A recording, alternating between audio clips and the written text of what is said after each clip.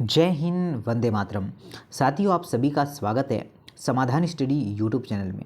और साथियों, आप सभी के लिए फिर से एक महत्वपूर्ण शानदार सेशन प्रारंभ हो चुका है, जो आपकी आगामी एग्ज़ाम जैसे कि नीट हो, पीएनएसटी हो और नर्सिंग से रिलेटेड सारी एग्ज़ामों के लिए एक महत्वपूर्ण क्लास है। तो चलिए स्टार्ट करते हैं साथियों। आपके लिए यह पहला क्वेश्चन देखिए आ रहा है, और क्या बोला है। क्वेश्चन बहुत महत्वपूर्ण है और आप सभी लोग इसे कर पाएंगे। ठीक है, चलिए ये देखिए फर्स्ट क्वेश्चन आप सभी के लिए क्या बोल रहा है कि निम्न में से कौन सा समवर्ती संरचना है। समवर्ती संरचना है, ये पहले बोला गया है। ओके, चमगादड़ के पंख और कबूतर के पंख, आपका फ्रॉन के गिल और मनुष्य के फेफड़े, या फिर आपका बोगेन विलिया के कांटे और कुकुरबिटा के तंतु, डॉल्फिन के जो है फिलपर्स और घोड़े के पैर। तो साथियों, राइट आंसर की बात करें, कबूतर के पंख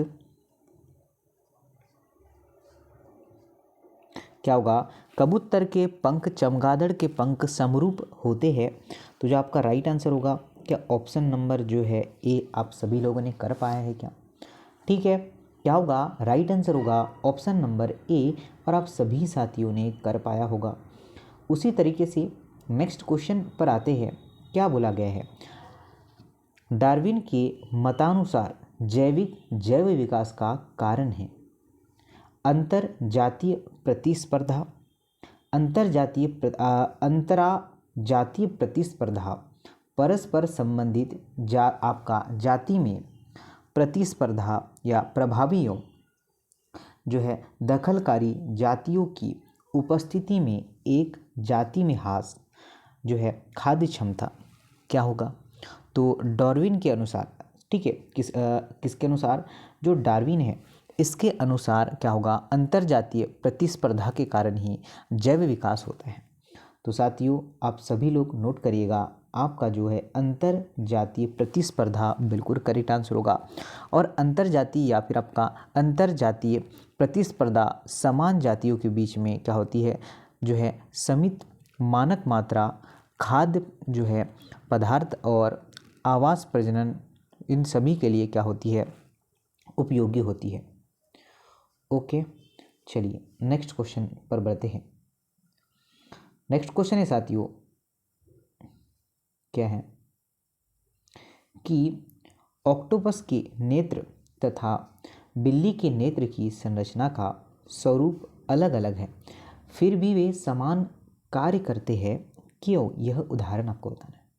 देखिए, समजात अंग का जो कि आपका अभिसारी विकास के कारण विकसित हुए हैं, समजात अंग का जो कि आपका अपसारी विकास के कारण जो है विकसित हुए हैं, समवर्ती अंग का जो अभिसारी विकास के कारण जो है विकसित हुए हैं, और समवर्ती अंग का जो आपका अपसारी विकास के कारण विकसित हुए हैं। क्या हो सकता है, बताइए ज़रा। तो समवर्तीय अंग जो होते हैं, क्या साथियों, समवर्तीय अंग की जो है शारीरिक रूप से समान संरचनाएं नहीं होती है। तो आपका जो राइट आंसर हो जाएगा ऑप्शन नंबर सी की समवर्तीय अंग का जो अभिसारी विकास के कारण विकसित हुए हैं। ऑप्शन नंबर सी करेक्ट है। क्या होगा, ऑप्शन नंबर सी इसका बिल्कुल करेक्ट आंसर होगा, ये आपको नोट करके रखना है। उसी तरीके से नेक्स्ट क्वेश्चन देखते हैं क्या है। एक समष्टि के अंदर जिन आवृत्ति में भिन्नता संयोग से होती है, बजाय प्रकृति वर्ण के द्वारा इसे किसके लिए संदर्भित किया जाता है। देखिए, पहला ऑप्शन है आपका अनुवांशिक बहाव, सेकंड की बात करें अनुवांशिक विचलन, सी की बात करें तो आपका यादृच्छिक संगम, और डी की बात करें तो अनुवांशिक भार। क्या होगा, तो साथियों सभी लोग को नोट करना है कि अनुवांशिक विचलन पीढ़ियों की जिन आवृत्तियों में होने वाला क्या होता है, अपवर्तनशील परावर्तन है। तो जो आपका राइट आंसर है ऑप्शन नंबर बी होने वाला है। ठीक है, क्या होगा, option number B correct answer होगा। ठीक है, ये आपको ध्यान रखना है। एक प्रक्रिया जिसके कारण भिन्न विकास इतिहास वाले जीवों में एक समान पर्यावरण चुनौती के जवाब में समान समलक्षण आपका अनुकूलन विकसित होते हैं, क्या कहलाते हैं? देखिए, प्राकृतिक वर्ण या अभिसारी विकास या फिर नियमित विकास या फिर अनुकूलित विकिरण। तो साथियों, एक समान वातावरण में रहने वाले दो जातियां प्राकृतिक चयन के प्रभाव के फलस्वरूप समान अनुकूली परावर्तन क्या करती है, यह आपको ध्यान रखना है। ठीक है, क्या करती है? यह अभिसारी विकास, यह आपका बिल्कुल करेक्ट आंसर होगा। ठीक है, चलिए नेक्स्ट क्वेश्चन है, एक समष्टि के आनुवंशिक संतुलन में रखने की प्रकृति किसके द्वारा संभव होती है?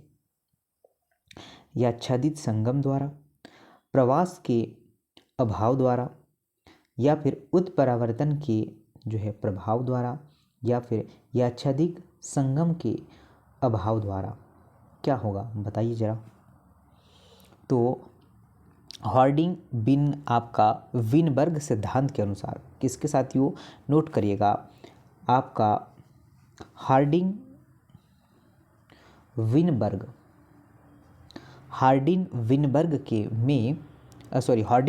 के सिद्धांत के अनुसार ही जनसंख्या में क्या होती है? एलील आवृत्ति स्थिर हो जाती है।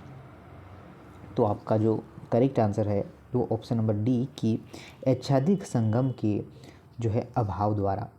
Okay, option number D correct है। नेक्स्ट क्वेश्चन है साथियों, क्या बोला गया है? इसमें बोला गया है कि एक विलुप्त मानव जो 1,00,000 से लेकर 40,000 वर्ष पूर्व यूरोप, एशिया तथा अफ्रीका के भागों में रहता था, इसकी कदकाठी, छोटी मोटी और आपका बोहे दबा हुआ माथा, चौड़े दांते वाले बड़े जबड़ों और आपका गठीला शरीर और धीमा व बड़ी चाल और झुकी हुई जो है मुद्रा थी, वह क्या है? यह हमसे बोला गया है। तो यह होगा आपका निएंडरथल मानव, ऑप्शन नंबर बी करेक्ट है। क्या साथियों? निएंडरथल मानव आपका करेक्ट आंसर होगा, यह आपको ध्यान रखना है। ओके, चलिए नेक्स्ट है आपका, अपने पूर्वजों से आधुनिक मानव होमो सेपियंस के उत्विकास की प्रक्रिया में सर्वाधिक महत्वपूर्ण प्रवृत्ति है जबड़ों का छोटा होना, या फिर आपका द्विनेत्री बाइनाकुलर दृष्टि, कपाल गुहा के आयतन में वृद्धि, या फिर सीधी खड़ी मुद्रा? क्या हो सकता है बताइए।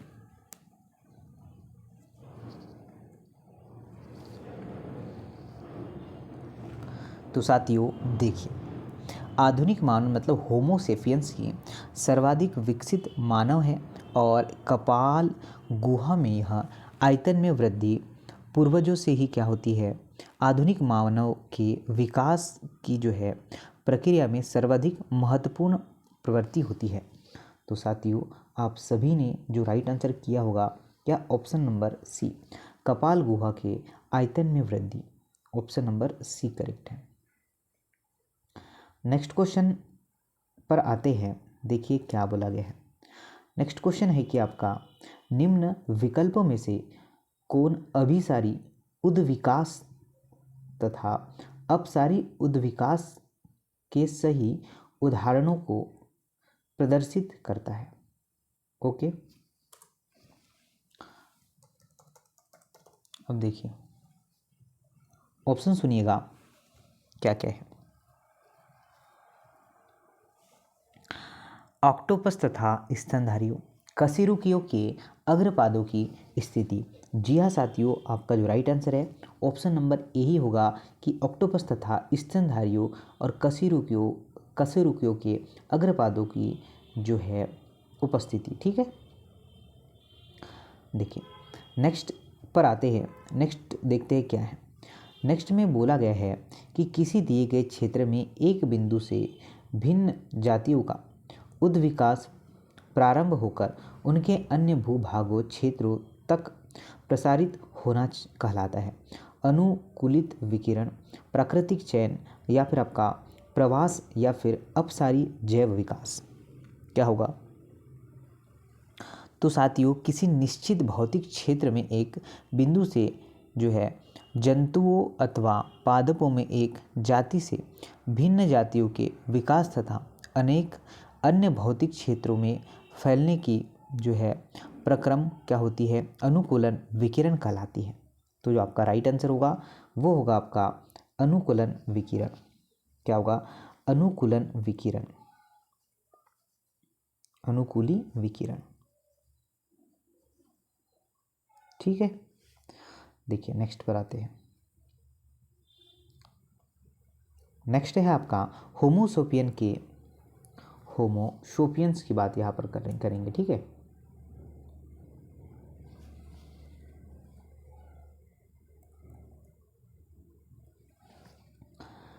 होमोसोपियंस के विकासी इतिहास के दौरान होने वाली सर्वाधिक महत्वपूर्ण जो है परावर्तन है। तो देखिए शरीर पर रोगों का सीधे खड़े होकर चलना, जबड़ों का छोटा होना या फिर मस्तिष्क के आकार में विलक्षण वृद्धि। बताइए।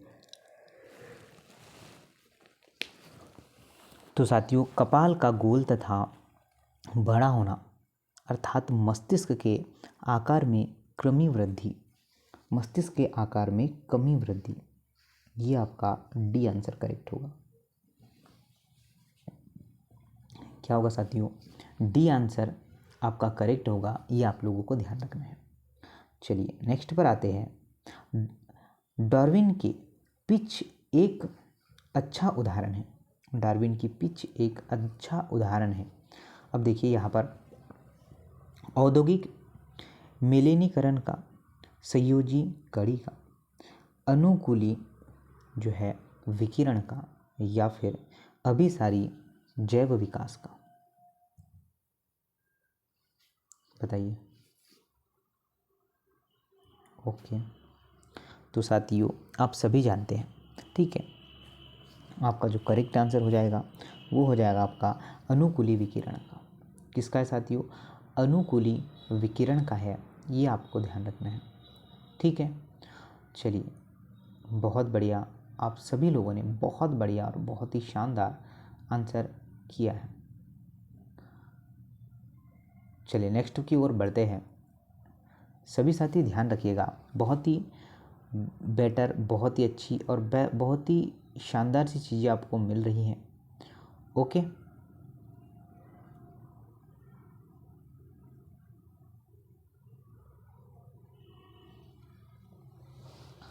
चलिए देखते हैं, आगे देखते हैं। ठीक है, नेक्स्ट क्वेश्चन देख लेते हैं। इंग्लैंड है, नेक्स्ट क्वेश्चन है कि इंग्लैंड में औद्योगिक क्रांति के दौरान आपका पोपर्ड मॉथ अथवा बिस्टन बेटुलिया की काले रंग की प्रजाति इसके हल्के रंग वाली प्रजातियों पर क्या होती है, अधिक प्रभावी होती है। यह एक प्रकार का उदाहरण है। तो यह किसका उदाहरण है साथियों, तो देखिए प्राकृतिक चयन का, जिसके गहरे रंग वाली प्रजाति का चयन हुआ है। जी हाँ साथियों, आपका जो राइट आंसर होगा वो बिल्कुल ऑप्शन नंबर ए ही होगा। ठीक है ना, क्या होगा साथियों, आपका जो राइट आंसर होगा वो ऑप्शन नंबर ए ही होगा, ये आपको ध्यान रखना है। और डेफिनेटली आप सभी लोगों ने यही आंसर कर पाया होगा। ओके साथियों, चलिए आगे बढ़ें, नेक्स्ट क्वेश्चन की ओर बढ़ते हैं। देखिए क्या बोला गया है। नेक्स्ट क्वेश्चन है साथियों, नेक्स्ट क्वेश्चन है कि पेरीपेंट्स निम्न में से किसके मध्य एक संयोजी कड़ी है। टीनोफोरो तथा प्लेटीहेल्मिन्थस, मोलस्का तथा इकाइनोडर्मेटा या फिर, ठीक है साथियों, आगे देखते हैं। आगे देखिए, एनिलिडेटा और आर्थ्रोपोडा, सिलेंटेटा और पोरिफेरा, तो क्या आंसर हो सकता है? तो साथियों आप सभी लोग ध्यान दीजिएगा कि पेरीपेंटा संघ जो है एनिलिडा और आर्थ्रोपोडा के मध्य सहयोजी कड़ी होता है। किसके? एनिलिडा और साथ में ही आर्थ्रोपोडा। तो क्या हमारा आंसर ऑप्शन नंबर जो है सी आ पा रहा है क्या? जी हाँ साथियों, हमारा जो राइट आंसर होगा ऑप्शन नंबर सी ही होने वाला है। नेक्स्ट क्वेश्चन है कि बेगेनविलिया का काटा हुआ, ठीक है, बेगेनविलिया का काटा हुआ कुकुरबिटा का प्रतान किसका उदाहरण है? तो बेगेनविलिया, ठीक है, बेगेनविलिया का काटा हुआ तथा कुकुरबिटा का जो है क्या है, यह प्रतान जो है समजात अंग का उदाहरण है। किसका? समजात अंग का उदाहरण है। क्या आप सभी साथियों का बी आंसर आ रहा है क्या? अगर आपको सोचना है, ठीक है साथियों, कि आंसर क्या हो सकता है जिससे कि जो है आप लोग अधिक से अधिक क्वेश्चन सही कर पाए, ठीक है, जितने क्वेश्चन करवा रहे हैं कोशिश करिए कि आप लोग अधिक से अधिक क्वेश्चन इसमें राइट आंसर कर पाए। विलगित, क्या बोला है? विलगित छोटी छोटी जनजातीय आबादी के विषय में कौन सी बात सही है? तो उनकी आबादी में गिरावट आती है क्योंकि इनमें आपका लड़के लड़कियां की शादी केवल अपनी ही जनजाति के लड़के लड़कियों से होती है, या फिर वंशागत रोग जैसे कि वर्णांधता युक्त आबादी में नहीं फैल पाते हैं। तो जो राइट आंसर हो जाएगा वो ऑप्शन नंबर जो है क्या हो जाएगा? बी करेक्ट हो जाएगा। समझ पा रहे क्या आंसर है? ऑप्शन नंबर बी आंसर होगा। नेक्स्ट पर चर्चा करेंगे, डार्विन के पीछे पक्षी किस एक विशिष्ट जो है उदाहरण है? क्या होगा? तो अनुकूली विकिरण का, ऋतु परक प्रवास का, स्वपरजीविता का, या यूजी कड़ियों को। तो साथियों ये होगा आपका अनुकूली विकिरण का। क्या होगा? ए आंसर करेक्ट होगा। क्या होगा साथियों? अनुकूली विकिरण आपका राइट आंसर है और सभी साथी कर पाए क्या? बहुत ही अच्छा आंसर होगा। नेक्स्ट क्वेश्चन पर आते हैं, निम्नलिखित में से किस एक वैज्ञानिक का नाम उनके द्वारा प्रस्तावित मत के साथ सही मिलाया गया है? तो वो कौन सा होगा वैज्ञानिक? क्या आप लोग बताएंगे? देखिए, विजमान दिया है। अच्छा, सही मिलान करना है, कौन सा है? तो जो विजमान ये है आपका जन द्रव के साथ का मत, ऑप्शन नंबर ए करेक्ट है। क्या होगा राइट आंसर? क्या होगा? ऑप्शन नंबर ए होगा, ये आपको ध्यान रखना है। चलिए आगे बढ़े।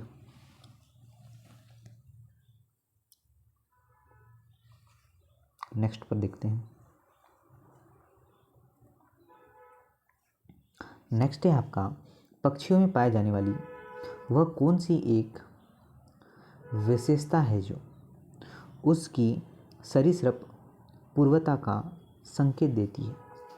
तो देखिए, उनके पीछे पादों पर सल्कों का पाना, चार कक्षीय हृदय का होना, पथ में दो विशेष कक्षों क्रॉप और गिजार्ड का होना, या डी की बात करें कैल्शियमी कवक वाले अंडे देना। क्या होगा?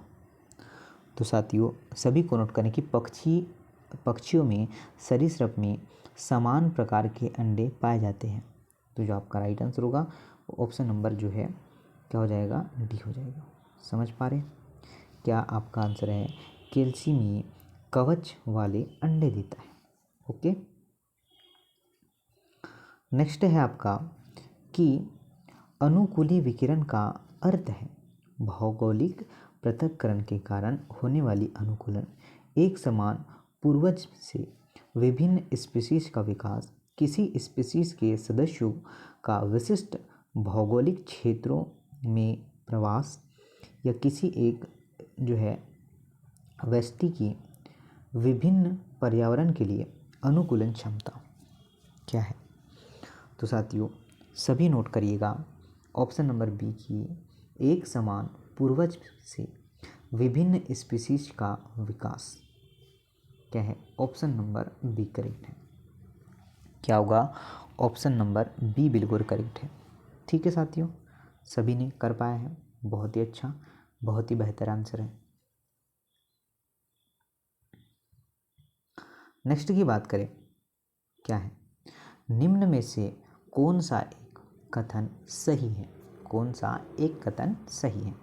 देखिए, स्टोम कोशिकाएं विशेषित कोशिकाएं होती हैं। स्थानियों में भ्रूण जनन में गीलों के अस्तित्व का कोई प्रमाण नहीं है। सभी पादप एवं प्राणी कोशिकाएं पूर्ण सख्त होती हैं या व्यक्ति व्रत में जनित व्रत की पुनरावृत्ति होती है। क्या आंसर हो सकता है। तो साथियों सभी लोग नोट करिएगा, ठीक है, सभी लोग नोट करिएगा, ऑप्शन नंबर डी करेक्ट है। क्या राइट आंसर होगा कि व्यक्ति व्रत में जाति व्रत की पुनरावृत्ति होती है। समझ पाए, ठीक है साथियों, समझ पाए सभी लोग। वेल, सील तथा सार्क में क्या एक चीज समान होती है। ऋतु परक जो है आपका प्रवास, मोटी अवतवक वसा, अभिसारी विकास या फिर समतापता। तो साथियों नोट करिएगा, ऑप्शन नंबर सी करेक्ट होगा आप लोगों का, अभिसारी विकास होगा। क्या होगा, अभिसारी विकास होगा।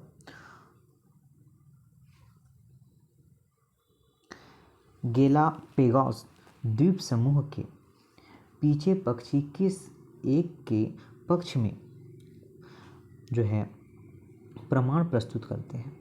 विशिष्ट सृजन या फिर उत्परिवर्तनों के कारण हुआ विकास, प्रतिगामी विकास या फिर जैव प्रौद्योगिकी विकास।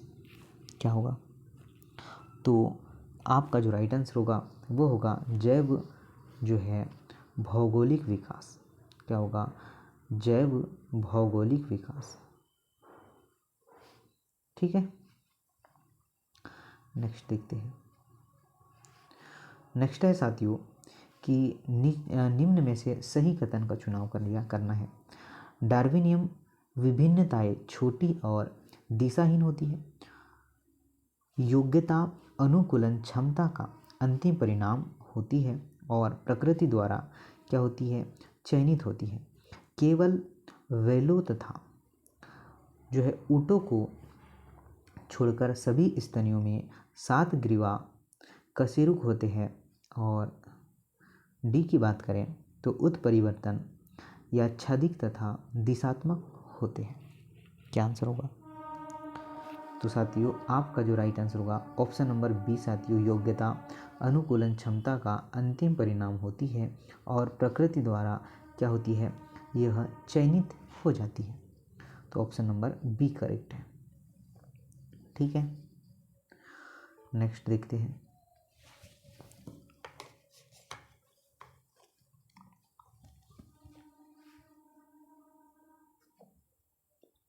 औद्योगिक अतिकृष्णता जैसे कि यह पेडर्म मौत में देखी गई है, इसे सिद्ध करिए। तो साथियों एक आपको मैं एक होमवर्क कर रहा हूँ, ठीक है, आगे का सेशन हम लोग नेक्स्ट क्लास में करेंगे। तो जो है अधिक से अधिक क्लास को शेयर करें और चैनल पर नए हैं तो चैनल को सब्सक्राइब कर लीजिएगा। और इनके जो भी प्रॉब्लम आती है तो आपका मेल, इंस्टाग्राम जो है उस पर हमसे कांटेक्ट कर सकते हैं। ठीक है साथियों, चलिए, जय हिंद, वंदे मातरम।